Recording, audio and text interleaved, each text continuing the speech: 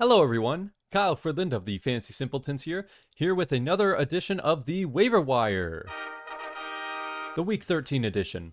As per usual, we're going to be covering all of the major positions: quarterback, running back, wide receiver, tight ends. We're going to be going over two in every single position.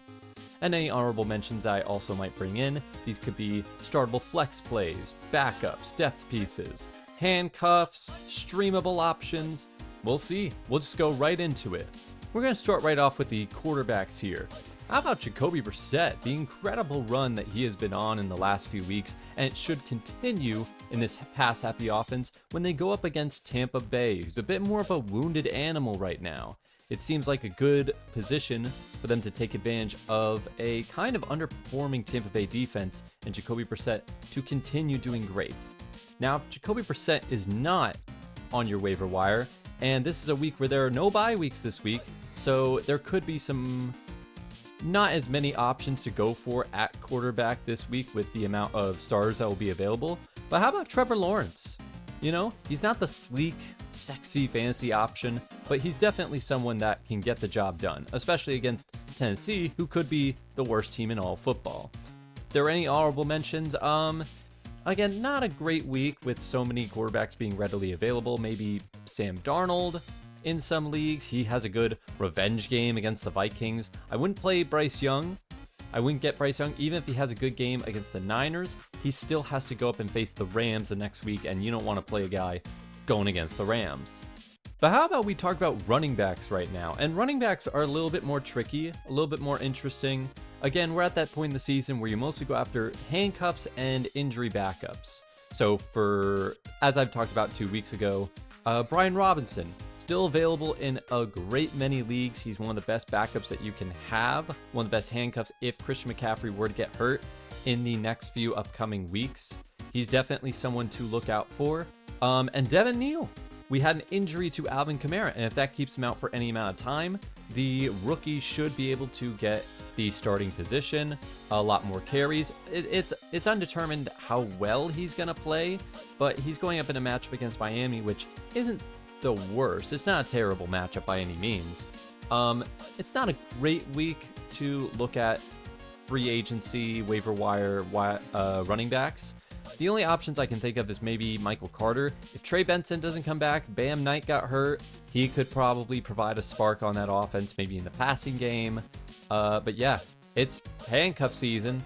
Try to look for guys that could be the best possible backups for those positions. Wide receivers. Ooh, I love this selection of wide receivers this week.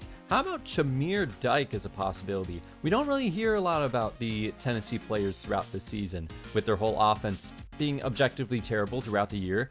But Shamir Dyke has always been someone I kept my eye on. Very talented kick returner, has gotten kick return touchdowns this season. But he's also showing his athleticism as a pure wide receiver. He kind of reminds me of Tyler Lockett a little bit, if he can develop and turn into maybe the future wide receiver one of that team. He has no Calvin Ridley. Alec Manor is still dealing with some injuries, so he could be in line to get more chances and more opportunities to get big plays. And Greg Dortch is another very interesting receiver on the Arizona Cardinals.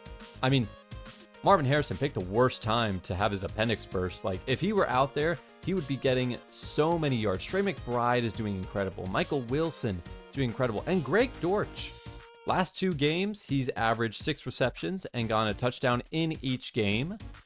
He's worth, if you're really struggling looking for a wide receiver, he's worth a pickup this week going up against Tampa Bay if the team continues with their pass-happy offense that we have been seeing over the last couple of weeks. Now let's finish this off talking about the tight ends.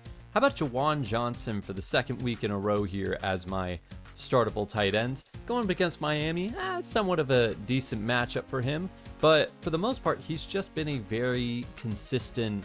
Since Tyler Shuck has come into the lineup, and even slightly before then, he's been a lot more consistent and trustworthy these last number of weeks. He's still in the top 10 overall of tight ends. So if you haven't picked him up yet, if you see him out on the waiver wire, get him now while you still have the chance. But you know who I'm really interested in talking about? Ooh, Brenton Strange. Welcome back. one of my personal favorite tight ends that I really loved heading into the season. He's always shown to be very reliable, consistent. He was building up chemistry, then he got hurt. Well, now he's back, and he had almost 100 yards receiving in this last game, and he's going to be going up against Tennessee this week.